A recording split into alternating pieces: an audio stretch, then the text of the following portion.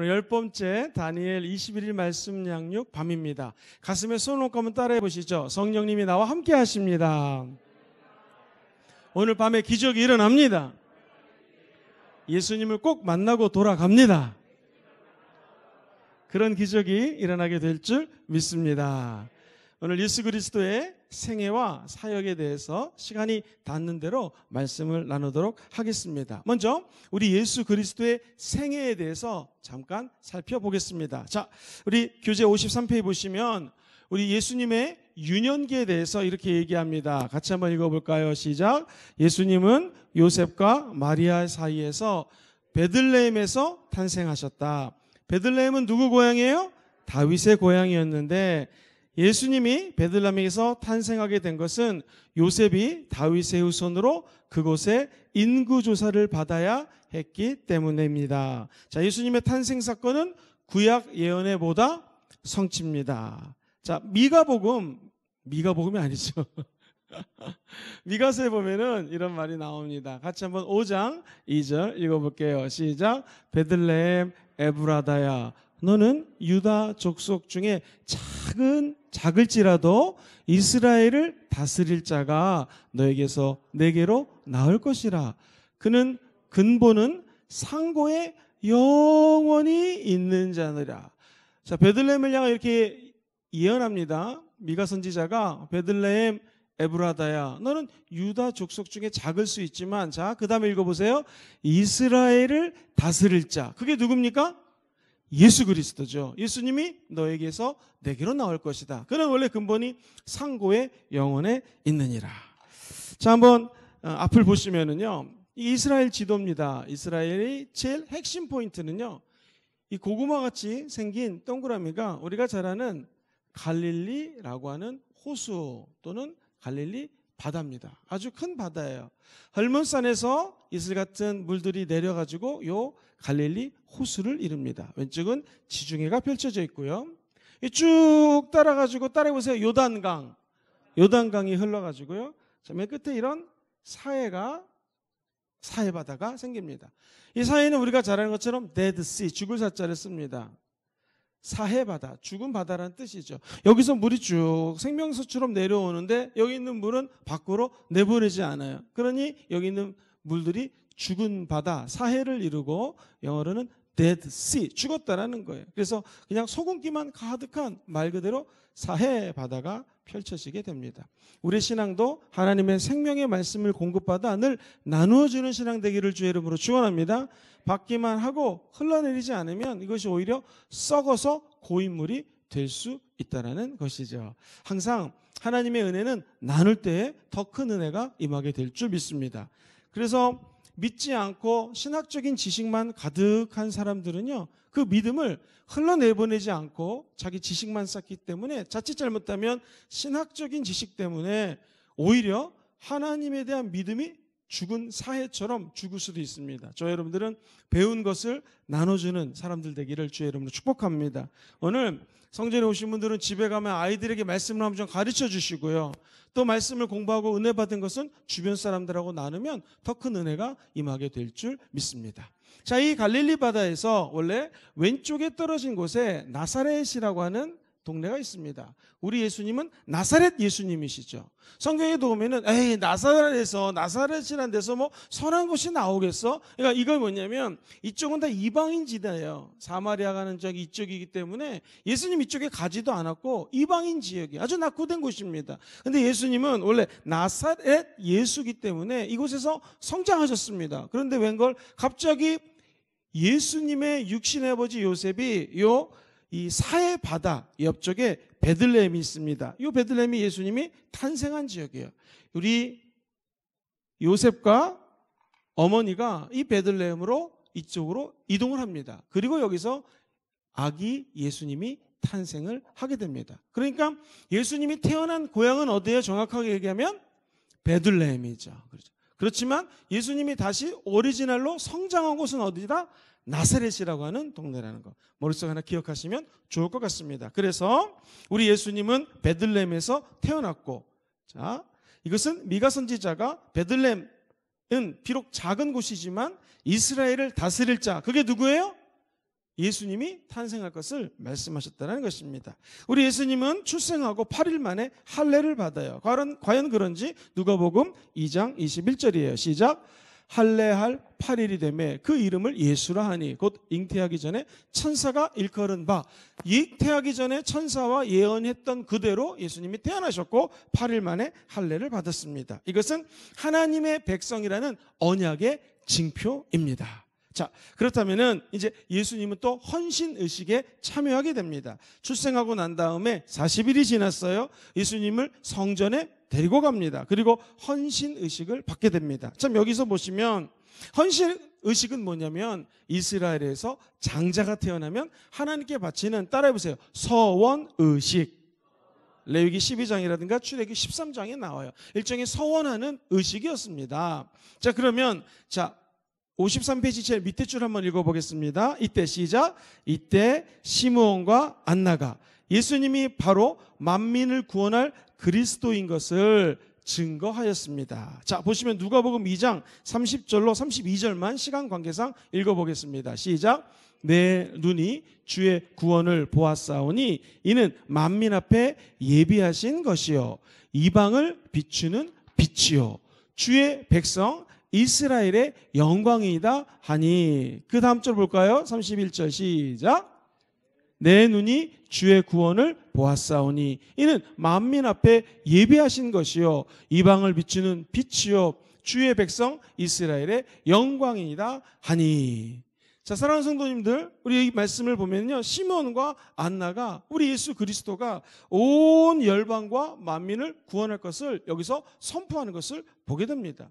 태어난 지 40일에 하나님 앞에 헌신 의식을 할 때 이미 만군의 왕으로 만민을 다스릴 자로 예언되었다는 것이죠. 54페이지로 넘어가시면 우리 예수님이 애굽으로 피난을 가게 됩니다. 왜냐하면 헤롯 왕이 아기 예수를 보호하기 위해, 헤롯 왕이 유대인들에 대한 아기를 다 대학살하라고 시킵니다. 그러니까 아기 예수를 보호하기 위해서 부모님은 어쩔 수 없이 온 가족을 데리고 애굽으로 도망을 가게 됩니다. 아기 예수는 부모님들과 함께 헤롯 왕이 죽을 때까지 거기에서 살게 됩니다. 자, 왜 우리 예수님은 애굽으로 도망갔을까요? 따라해 볼까요? 예언이 성취되기 위하여. 시작. 예언이 성취되기. 지금 예수님의 탄생을 통해서 알 수 있는 것은 구약 성경의 예언이 다 이루어졌다. 시작. 구약 성경의 예언이 다 이루어졌다. 하나님의 말씀을 이루어드린 분, 예언을 이루신 분이 예수님이라는 것을 증명하기 위해서 예수님은 이렇게 애굽에 가셨다가 또 베들레헴에서 태어나셨다가 이런 일생을 살게 된다는 거예요. 자, 과연 그런지 호세아서 11장 1절 같이 읽어봐요. 시작. 이스라엘이 어렸을 때 내가 내 아들을 애굽에서 불러냈거늘 이라고 표현합니다. 드디어 말씀드렸던 나사렛이라는 동네로 귀환을 하게 됩니다. 예수님이 애굽에서 유대 땅으로 돌아오고 청년이 될 때까지는 어디서 자랐어요? 아까 있던 갈릴리 호수 근처에, 동네 이름이 나로 시작해요. 어떤 동네? 나사렛이라는 곳에서 시작합니다. 이게 재밌는 게요, 아까 말씀드렸던 갈릴리 지역의 요 나사렛이라고 하는 동네는 이쪽에 위치하고 있는데요, 당시 나사렛 호수 이 바다 근처에는요 로마 군인들이 주둔을 하고 있었습니다. 어느 군인이나 물이 있어야 되죠. 그래서 물과 가까운, 생수와 가까운 곳에 주둔을 했습니다. 그러니까 이 이스라엘 사람들, 특별히 남유다 쪽에 살고 있는 사람들이 과거에 여기 있는 사람들을 볼 때는 어떻게 느껴지냐면은 이 로마 군인들하고 친해가지고 같이 먹고 사는 사람들이다라고 비난의 대상이 되었습니다. 그러니 나사렛 지역에서 무슨 선한 것이 태어날 수 있겠는가라고 하는 비판을 했던 것이죠. 나사렛인이라고 하는 것은 예수님을 향해서 모욕적인 표현이에요. 가난한 동네, 쓸모없는 동네. 이스라엘이 아까 요단강을 따라 쭉 지나서 요쯤에 이스라엘 수도가 예루살렘이 위치하고 있거든요. 그 밑에가 우리가 잘 알고 있는 지역들이 쭉 펼쳐집니다. 그러니까 요 예루살렘 사람들이 볼 때는 나사렛인, 여기 있는 동네 사람들은 정말로 아무것도 능력이 없고 보잘것없는 사람들이라는 것이죠. 그런데 기억하십시오. 우리 예수님은 나사렛 예수라고 하는 것을 구약 말씀을 성취하기 위해서 나사렛에서 자랐습니다. 또 한 가지 우리 예수님은요 어렸을 때부터 힘들고 어려운 지역에서 자랐기 때문에 물론 있는 사람, 가진 사람, 똑똑한 사람, 이런 사람의 마음도 헤아리지만 힘들고 어려운 사람의 마음을 누구보다도 잘 헤아릴 수 있다는 것입니다. 주님은 이렇게 나사렛에서 청년 시대까지 자라나게 됩니다. 자, 그런데 우리 예수님이 12살 되던 해에 갑자기 성전 예루살렘을 방문하게 됩니다. 그때에 예루살렘 성전을 방문했더니 깜짝 놀랍니다. 아직 청년은 아니죠. 청소년기인데 여기 엄마가, 아빠가 애가 없어진 거예요. 어디 갔나 막 찾아봤더니 이게 웬일입니까? 성전에서 3일 만에 찾았는데 예수님이 거기 율법 학사들하고 박사들하고 얘기를 하는 거예요. 막 얘기를 하는데 구약에 대해서 너무나 많은 것을 알고서 얘기를 하니까 거기에 있던 율법 학자들이 놀란 겁니다. 지혜에 놀라고 이렇게 어린 아이가 어찌 성경 말씀을 잘 알 수 있을까? 깜짝 놀랐습니다. 엄마 아빠가 찾았어요. 야, 여기 어떻게 있니? 그랬더니 애가 하는 말이, 12살짜리 아이가 하는 말이, 내가 아버지 집에 있는 것은 당연한 거 아닙니까? 근데 그 부모님은 그때 그 말이 뭔지를 모릅니다. 나중에 알고 봤더니 예수님은 하나님이라는 것이죠. 그리고 예수님은 이미 그때 본인이 12살이었지만 어떤 인생을 살아가야 될지 자기의 정체성에 대해서 분명히 알고 있었어요. 왜 저를 찾으셨습니까? 저는 당연히 아버지 집에 있습니다. 사랑하는 성도님들, 그렇게 따지자면 우리도 갈 곳이 많지만 아버지 집에 온 거 축복입니다. 그리고 우리 하나님의 영이 거하시는 성전에 와서 예배 드릴 때 하나님 우리를 기뻐하시고 축복하시고 은혜를 더해 주실 것입니다. 중요한 사실, 교회도 성전이요, 예배를 드리고 계시는 각 가정도 예수님이 거하는 성전입니다. 그것에 하나님의 영광이 가득 드러나게 될 줄 믿습니다. 자, 유대인들은요 12살이 되면 바 미츠바라고 하는 단어를 쓰는데요, 이게 뭐냐면 따라해보세요. 율법의 아들.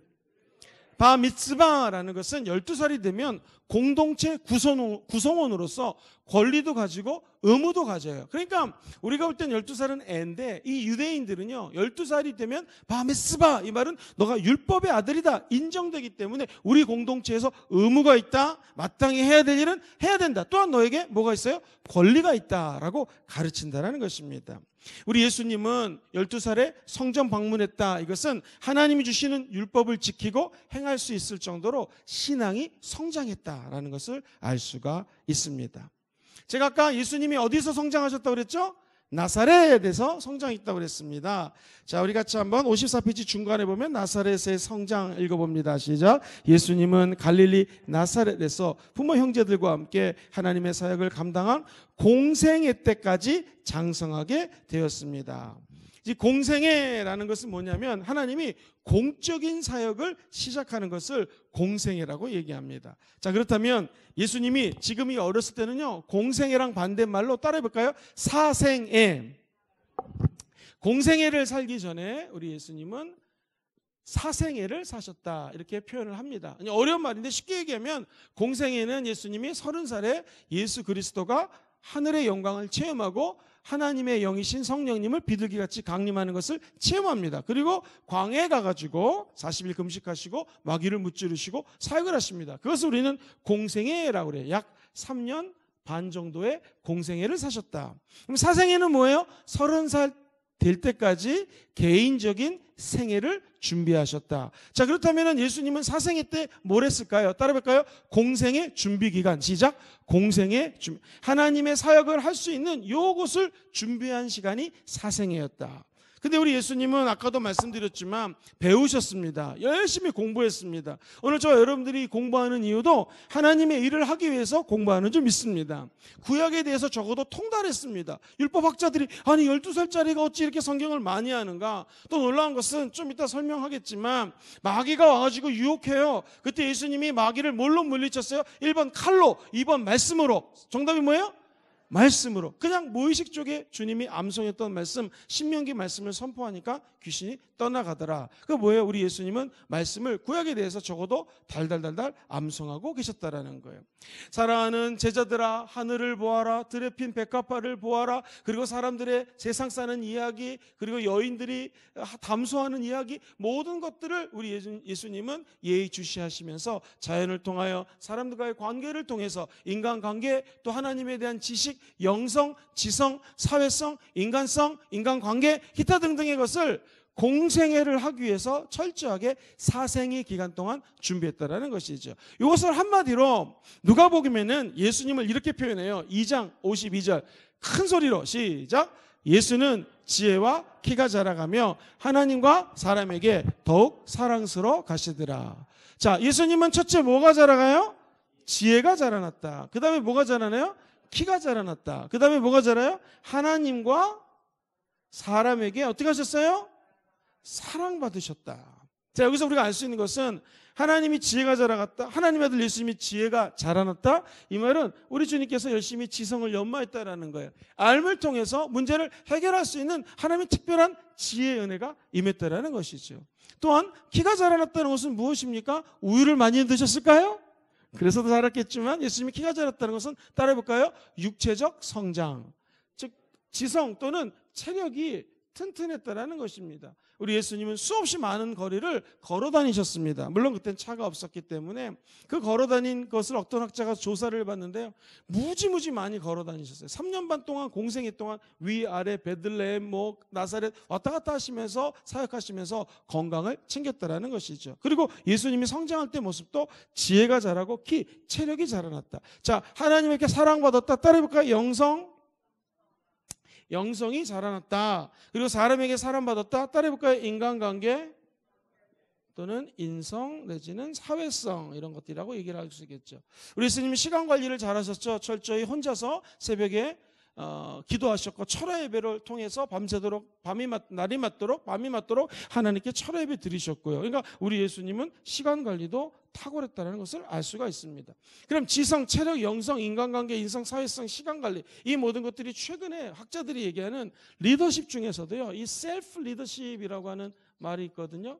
즉 자기를 관리한다 또는 자기를 갖다가 경영한다 또는 말 그대로 스스로를 잘 다스리는 리더십을 우리 주님은 어렸을 때부터 배웠다는 것을 알 수가 있습니다. 그렇다면 우리도 예수님의 일을 하면서 하나님의 일을 하면서 스스로를 영성, 지성, 인성, 사회성, 전문성 그리고 인간관계라든가 시간관리 이 모든 것들을 주님께 기도하시면서 지금부터 잘 감당하시고 스스로의 실력을 키우시고 스스로를 관리하는 은혜가 있기를 주의 이름으로 축원드립니다.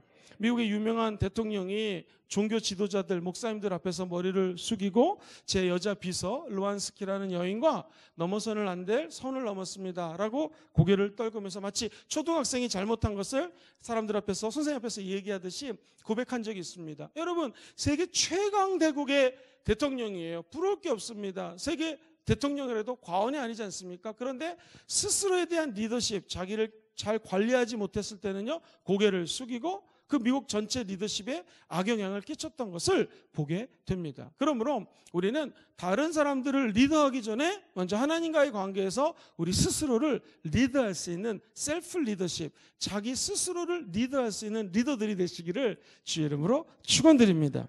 예수님은 영적, 지적, 신체적, 사회적 그리고 모든 영역에서 성장하였다, 온전히 자라나셨다라고 표현을 할 수가 있습니다. 우리 예수님의 사생애 기간 중에서 마지막 공생애를 준비하는 장면, 공생애 사역을 위해서 준비할 때에 빠질 수 없는 것이 바로 이 물침례를 받는 장면입니다. 예수님께서 침례를 받으신 것은 공생애 사역이 이제 드디어 시작되는 것을 의미를 합니다. 자, 우리 예수님이 어떻게 공생애를 시작하였을까? 하늘문이 열리면서, 따라해 볼까요? 하늘문이 열리면서 하나의 음성이 들립니다. 이는 내 사랑하는 자요, 내 기뻐하는 자다. 저 여러분들도 오늘 기도할 때 하늘문이 열렸으면 좋겠습니다. 그리고 이는 내 사랑하는 자요, 내 기뻐하는 자다. 이런 하나님과의 만남이 있기를 주의 이름으로 축원드립니다. 자, 마가복음 1장 12절로 13절 같이 한번 큰 소리로 읽어보겠습니다. 시작. 성령이 곧 광야에서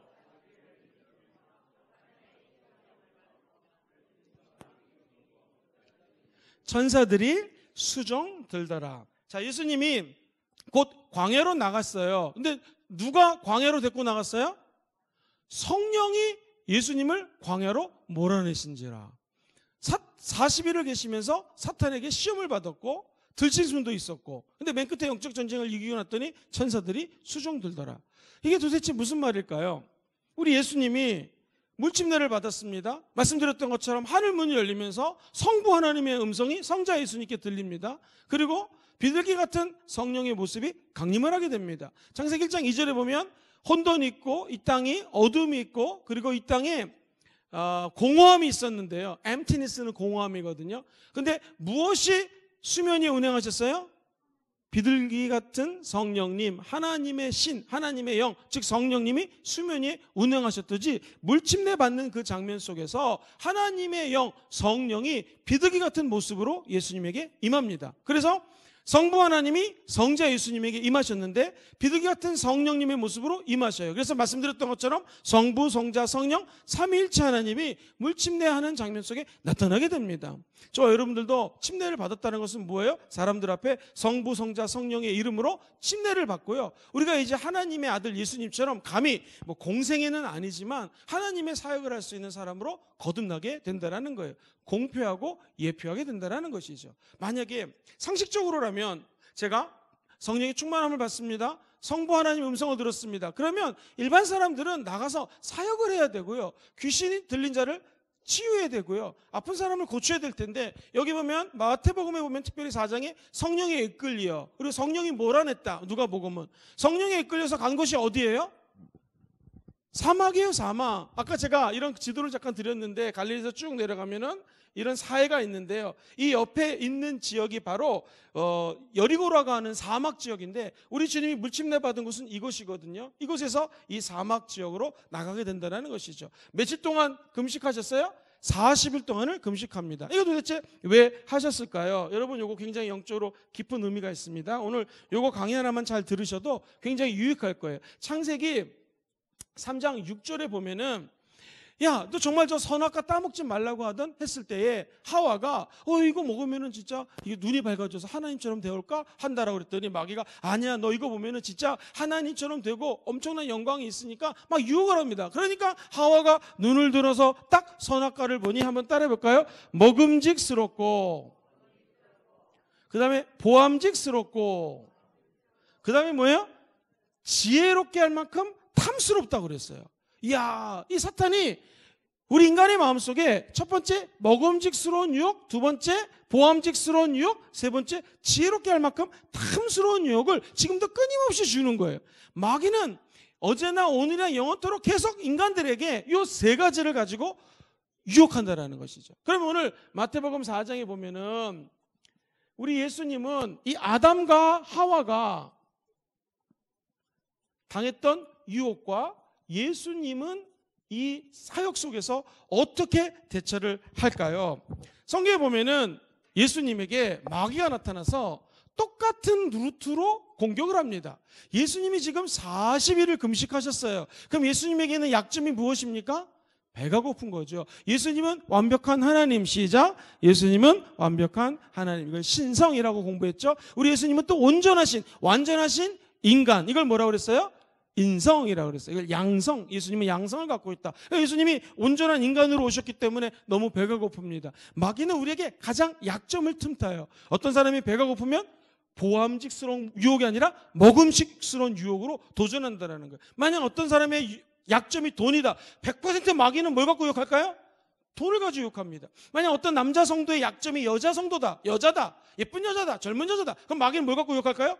여성을 통해서 공격하는 거예요. 만약에 어떤 어린이의 단점이 초콜릿이다. 마귀는 뭘 갖고 유혹해요? 초콜릿 갖고 유혹을 할 거예요. 그러니까 사단은 우리의 단점을 기가 막히게 안다 모른다? 안다라는 거예요. 그래서 우리는 어떻게 대처할 수 있겠습니까? 예수님이 배가 고픈데 요 먹음직스러운 유혹을 할 때 이렇게 말씀을 하십니다. 예수님도 모르게 입에서 튀어나간 말이 있는데 신명기 8장 3절이에요. 따라해 볼까요? 사람이 떡으로만 살 것이 아니요 하나님 입에서 나오는 뭘로 살아요? 말씀으로 살 것이다. 사랑하는 성도님들, 마귀가 너 배고프지? 라고 유혹을 합니다. 그러면서 이 돌덩어리가 변하여 어떻게 해라? 떡덩어리가 되라는 거예요.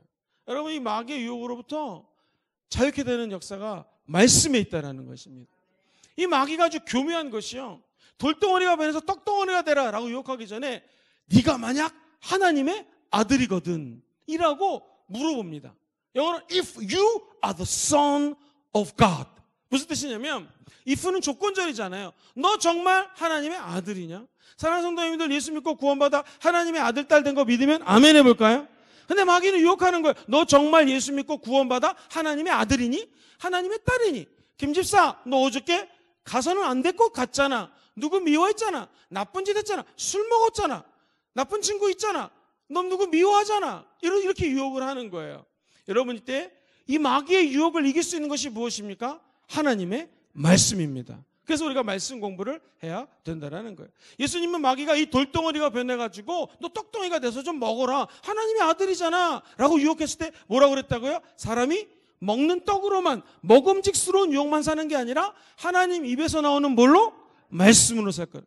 아담과 하와가 실패했던 이 유혹을 예수님은 먹음직스러운 유혹을 승리하시게 됩니다. 무엇으로? 말씀으로. 그 다음에 마귀가 이번에는요, 성전 높은 곳으로 데리고 올라갑니다. 그리고 와서 하는 말이, 야, 예수 너 여기서 한번 떨어져 봐라. 그러면 심지어는요, 마귀가 하나님의 말씀을 가지고 유혹할 수가 있어요. 시편 91편을 보면 정확하게 11절부터 12절에 높은 곳에서 떨어지면 천사가 와가지고 너를 잡아줄 거야. 여러분, 이거 얼마나 보암직스럽습니까? 만약에 우리 사랑하는 임 목사님이 저기 NCT라는 아파트의 꼭대기에 올라갔습니다. 그래가지고 떨어지는데 천사가 나타나가지고 우리 임 목사님을 받아줬어요. 어떤 일이 벌어질까요? 와, 임 목사님 난리가 나겠죠. 정말 보암직스러울 것입니다. 자, 마귀가 주는 유혹은 무엇입니까? 교회에서 인기 스타가 돼보라는 거예요. 마귀가 주는 끊임없는 유혹은 너 교회에서 한번 스타가 돼봐라. 인기를 끌어봐라라는 거예요. 여러분, 교회에서는요, 인기 스타가 될 필요가 없습니다. 왜? 교회의 인기 스타는 예수님이십니다. 그분만 높임 받으시면 된다는 거예요. 교회에서 너 간증 한번 해가지고 수없이 많은 물질의 축복 받지 않았냐? 명예를 받지 않았느냐? 너 한번 네 스스로를 높여봐라 라고 하는 마귀의 아주 근원적인 보암직스러운 유혹입니다.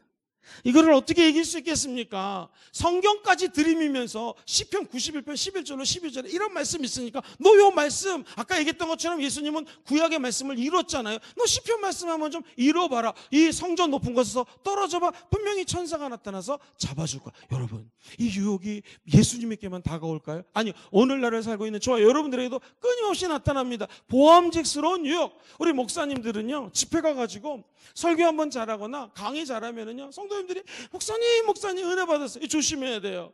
이 목사님이 한 게 아니라 목사님 안에 계신 누가 한 거예요? 예수님이 했기 때문에 모든 영광 예수님께 올려드려야 된다는 것이죠.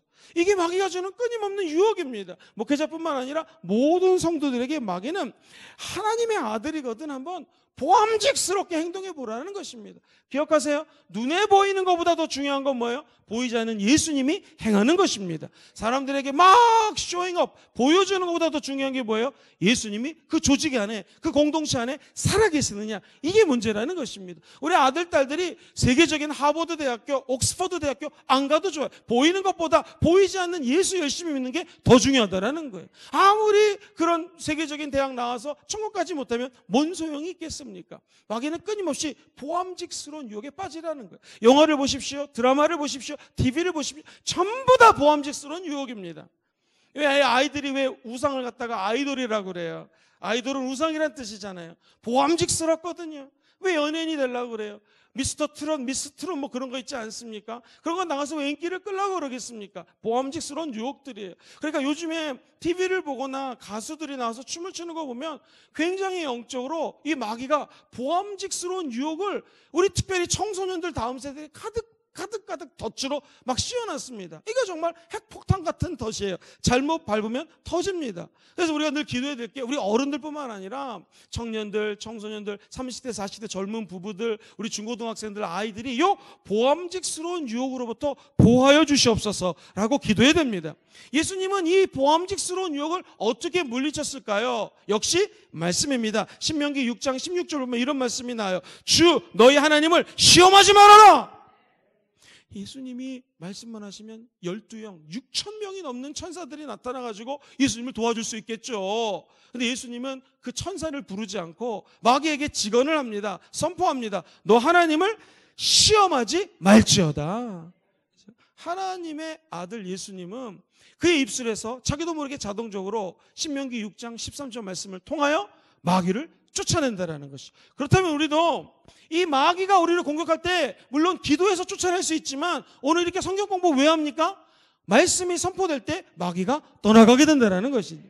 사실 이 첫 번째, 두 번째 유혹은 그래도 좀 참을 수가 있어요. 그런데 이 세 번째 유혹이 가장 힘든 것 같습니다.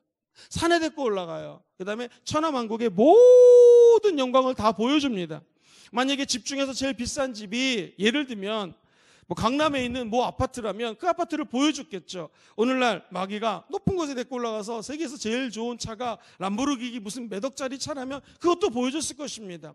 어떤 목사님은 이렇게 비유합니다. 30살 젊은 청년 예수에게 미스 이스라엘이 거기 있다면 제일 세상에서 예쁜 여자도 보여줬을 것입니다.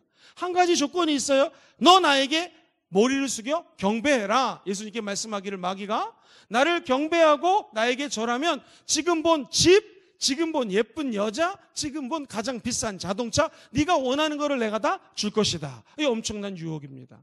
이거 우리 예수님 어떻게 이겨낼 수 있었을까요? 역시 예수님 말씀에서는요, 신명기 6장 13절이 선포되기 시작합니다. 한번 따라해볼까요? 주 너희 하나님께 경배하고, 시작. 주 너희 하나님께 경배하고 다만 그를 섬기라. 시작. 다만 그를.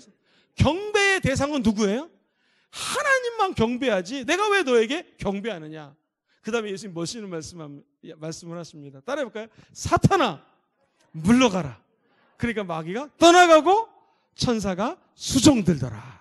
저 여러분들이 오늘 마귀가 나타나가지고 이것도 줄게 저것도 줄게, 즉 먹음직스러운 유혹, 보암직스러운 유혹, 아담과 하와 다 실패했습니다. 유혹에 넘어졌습니다. 그러나 우리 예수님 승리했습니다. 그래서 첫 번째 아담, 두 번째 아담의 차이가 이거라는 거예요. 예수님 이 땅에 온 것은 마귀의 일을 멸하려 하셨다라는 거예요. 정확히 얘기하면 예수님은 말씀이시기 때문에 말씀으로 마귀와 싸워 승리했다라는 거예요. 사랑하는 성도님들, 이렇게 공부하는 것이 별거 아닌 것 같고 저거 왜 하시나 그럴 수 있게 생각할 수도 있겠지만 이걸 자꾸 듣고 듣다 보면 나도 모르게 체계적인 하나님의 말씀이 지식이 쌓이게 되고요, 마귀나 이단이나 엉뚱한 것들이 와서 공격할 때 말씀으로 물리칠 수가 있는 거죠. 그 영광이 오늘 이 유튜브를 보시는 모든 분들에게 함께 하시기를 주의 이름으로 축원드립니다. 이것을 요한 1서 2장 16절, 좀 이따 이건 한번 읽어볼 테니까 요한 1서 2장 16절과 17절 한번 좀 띄워주세요. 여기 보면은 요한이 이렇게 얘기를 합니다. 먹음직스러운 유혹을 한번 따라해 보실까요? 육신의 정욕. 자, 우리가 안과 간다고 그러죠. 이 보암직스러운 유혹을요, 안목의 정욕. 많이 들어보셨죠? 육신의 정욕, 안목의 정욕, 그 다음에 뭐예요? 이생의 자랑. 너 여기 있는 거 다 줄게. 학위 필요해? 학위도 줄게. 어디 대학교 가고 싶어? 다 줄게. 그죠? 얼마나 학위를 따고 대학을 나오고 돈을 벌고 가질 거 다 가지면 얼마나 자부심이 있겠어요? 자랑하고 싶지 않겠습니까? 그걸 뭐라 그래요? 이생의 자랑이라고 표현합니다. 이야, 신기하다. 창세기에서 마귀가, 따라해보세요. 먹음직스럽고 보암직스럽고 지혜롭게 할 만큼 탐스러운 거. 요 세 가지 루트를 우리 예수님에게는 똑같이 네가 만약 하나님의 아들이거든 이 돌덩어리가 배고프지 떡덩어리가 되라 말씀으로 물리치셨습니다. 너 이거 보암직스럽게 한번 떨어져봐. 천사가 잡아줄 거야. 어떻게 이겼어요? 말씀으로 이겼습니다.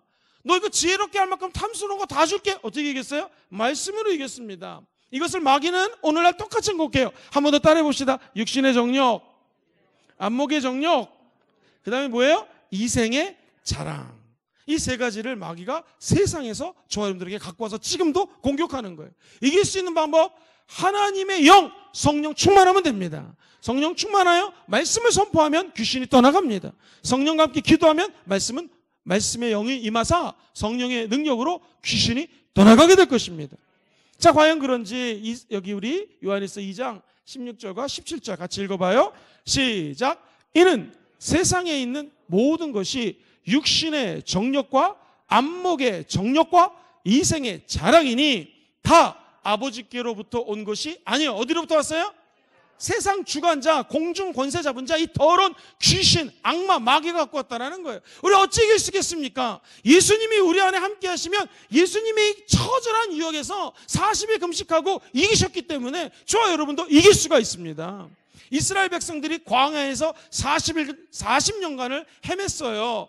그러다 결국에는 젖과 꿀이는 가나안 땅에 들어갔거든요. 우리 예수님 똑같이 40년은 아니지만 40이라는 숫자, 고난, 유혹, 마귀의 도전, 그 40일 동안 처절하게 금식하셨습니다. 인간이 최대한 금식할 수 있는 게 40일이에요. 그때 약해질 대로 약해져 있는 예수에게 나타나서 마귀는 각가지 3가지 루트를 통해서 도전을 하고 유혹했지만 우리 예수님은 말씀으로 승리했습니다. 그럼 저와 여러분들도 말씀으로 승리하게 될 줄 믿습니다. 참고로 요한일서 2장 17절 말씀 같이 한번 봐요. 시작. 이 세상도 그 정욕도 지나가되 오직 하나님의 뜻을 행하는 자는 영원히 거하느니라. 하나님의 뜻을 행하는 자는 어떻게 하나님의 뜻을 행할 수 있겠습니까? 한번 따라해볼까요? 말씀으로, 기도로. 그러니까 말씀과 기도를 하면은 따라해보세요. 성령 충만으로. 올해 우리 교회 표가 무엇입니까? 성령 충만으로 칭찬받는 사람이에요. 성령 충만 어떻게 받습니까? 말씀과 기도로. 예수 그리스도에게, 나사렛 예수에게 하나님이 성령과 능력으로 기름 붓듯하며 저가 두루다니며 착한 일, 선한 일을 하고 마귀에게 눌린 자를 고치셨으니 이는 예수 그리스도에게 하나님이 함께 계심이니라. 우리가 이 땅에 나가서 칭찬받으려면요 성령 충만 받아야 됩니다. 말씀 충만 받아야 됩니다. 기도로 충만하셔야 됩니다. 선한 일을 한다, 사람들이 칭찬하겠죠. 귀신에게 눌린 자를 고쳐준다, 사람들이 칭찬하겠죠. 근데 그건 어떨 때 가능해요? 하나님이 우리와 함께 하실 때. 예수님은 누구세요? 임마누엘 예수님. 그는 하나님이 우리와 함께 계신다. 그러므로 예수님이 함께 계시면 마귀가 두렵지 않습니다. 우리 자녀들의 문제, 예수님이 함께 하시면 자녀들의 미래 걱정하지 마십시오. 여러분 코로나 때문에 힘드시죠? 코로나 문제, 하나님이 함께 하시면 은혜를 주십니다. 그럴 일은 없지만 만약 코로나 걸려도요 걱정하지 마세요. 주님이 다 합력하여 선을 이루게 되어 주십니다. 그러므로 우리는 그저 아무 염려하지 말고 오직 너의 구할 것을 감사함으로 하나님께 아뢰기만 하면 된다는 것이죠. 그럼 모든 지각이 뛰어나신 예수 그리스도의 평강이 너의 생각과 마음을 지키시리라. 오늘 그 말씀의 축복이 함께 하시기를 예수님의 이름으로 축원드립니다. 마귀는 죽을 때까지, 천국 갈 때까지 끊임없이 똑같은 작전을 펼칩니다. 육신의 정욕, 안목의 정욕, 이생의 자랑. 이 세상도 이 마귀의 유혹도 떠나가되 하나님의 뜻을 행하는 저와 여러분들은 영원히 사는 축복, 천국에서 하나님과 얼굴과 얼굴을 맞대고 사는 축복을 누리게 될 것입니다. 그것은 비결이 하나님의 말씀 안에 있어요. 하나님의 말씀이 하나님의 뜻을 알려주시기 때문에 하나님의 뜻을, 즉 말씀을 따라 살아가는 성도들에게는 위로도 주시고요, 은혜도 주시고 능력도 주시고 귀신을 쫓아낼 수 있는 강력한 권세를 주십니다. 질병을 쫓아낼 수 있는 놀라운 능력이 하나님의 말씀 가운데 있어요. 우리 하나님의 형상을 따라 만들어진 창조물이기 때문에, 피조물이기 때문에, 하나님의 걸작품이기 때문에 우리 입술로 말씀을 선포하면 귀신들이 떠나가는 거예요. 엄격히 얘기하면 김영근 목사를 무서워하는 게 아니에요. 김영근 목사가 선포하는 말씀 때문에 귀신도 떠나가고 병도 낫는 것이죠. 우리가 하나님의 말씀을 암송한다라는 것, 읽는다라는 것, 공부한다라는 것, 그리고 말씀을 묵상하고 말씀대로 살아간다는 것, 이 모든 것이 하나님의 뜻을 이루어드리는 일련의 과정입니다. 오늘 강의를 통하여 다른 거 다 까먹으셔도 하나님의 말씀은 1.1획도 변하지 않고요, 어제나 오늘이나 영원토록 동일하십니다. 그리고 마귀가 먹음직, 보암직, 지혜 맨날 이거 가지고 틈타요. 이 3가지. 먹는 거 좋아하는 사람 손 들어보세요. 저밖에 안 들었네요. 먹음직스러운 유혹 말씀으로 이길 수 있습니다. 보암직스러운 유혹 너무 세요. 이거 다른 사람들에게 보여주라는 거예요. 얼마나 멋있습니까? 오늘날 아파트를 한 10개 사가지고, 아니다 요즘 세금이 너무 많이 나온다, 그렇죠? 이런 거 말고 보여주라는 거예요. 보암직스러운 거. 이거 큰 유혹이에요. 이길 수 있는 방법 하나님의 말씀밖에 없습니다.